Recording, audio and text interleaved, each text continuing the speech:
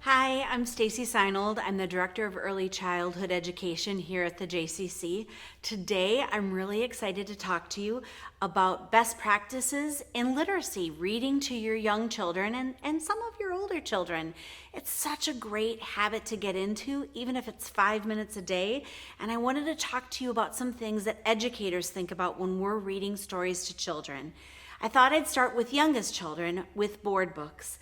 Even at the youngest of age, children are attracted to books. One of the things that we call board books for young children, we might say that they're consumable because they actually are. Children want to nibble on them. And that's one sign that they're super interested in what you're doing with them when you open one of these books. It's important to let them open them, turn them upside down, look at the pictures. Sometimes they may try to place them in odd ways and play with toys and different things, or you might see a toddler reading to a doll. All of these things are so wonderful to encourage with young children.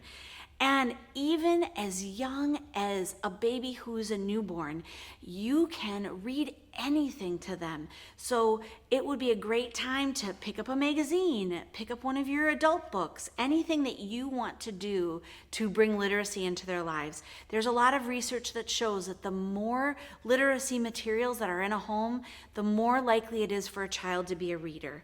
This is a really cute book that's called My Heart Fills with Happiness by Monique Grace Smith. And it's talking about like what makes you happy. So also great for children who are under the age of 3 are books about emotions and family, because those are the things that are most important to them. One of the things I also like to do when I'm thinking about reading to children is I might pick an author and read lots of books by that author. So this author that I brought a really ancient book from when I was 3 years old. I still have it and I love it. It's by Margaret Wise Brown. You may also know her as the Goodnight Moon author. So she wrote Pussy Willow. She also wrote this book called Big Red Barn and countless others. So it's really nice to maybe do an author investigation, even with the children as young as 2. They start to hear similarities in the way authors read, and sometimes you're going to discover your own favorite author together. In this book, this one's fun even for much younger children because there's all animal noises. It's talking about a barn. So when you can find books that can encourage songs or animal noises or colors or shapes, any of those other things, that's a really great way to foster further literacy engagement within your home. The other thing I wanted to talk about with this book, and I'm going to open up to one of the pages, I like to look at books with really rich pictures with children. And then I like to stop and talk about the things that are in those pictures. What do you see behind the willow trees? What color are the cat's eyes? What is the mouse doing over there? What do you think he's thinking about? Really trying to get the pages to come alive for young children. This, again, can start as early as birth and go all the way to much older children when you're reading more like novels to them. The other thing that is important when you think about literacy with young children is to think about having books that display who they are. We are all very different colors, shapes, sizes. We come from unique backgrounds. So trying to find books that look like your family, look like the friends that they have in their schools, and literacy is kind of booming right now with this.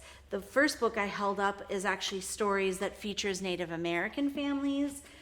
This Julian is a mermaid. It features a Latina family, and really has amazing pictures and talks about all different kinds of families because a grandmother's raising this child. And then there's also this book about One Love.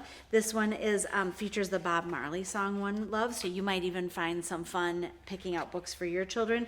But this shows children from all across the world, so it's really important to pick out books that look like the children that they see every day, and maybe not like the children that they see every day. This other one is called Beautiful, and it's talking about all the different ways that little girls can be beautiful, and it's not about what you think. It's about getting dirty and playing and not having to be a princess all the time.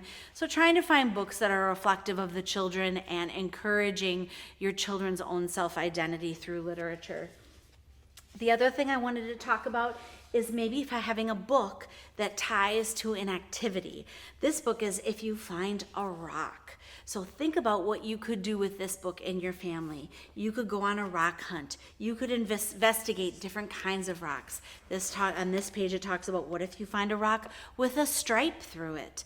So it's a really great way to bring nature into the picture. I also think books with real photos in it are pretty magical for young children. That might even inspire your family to make your own book. There's so many different ways to bring books alive for young children. These were just a couple of thoughts.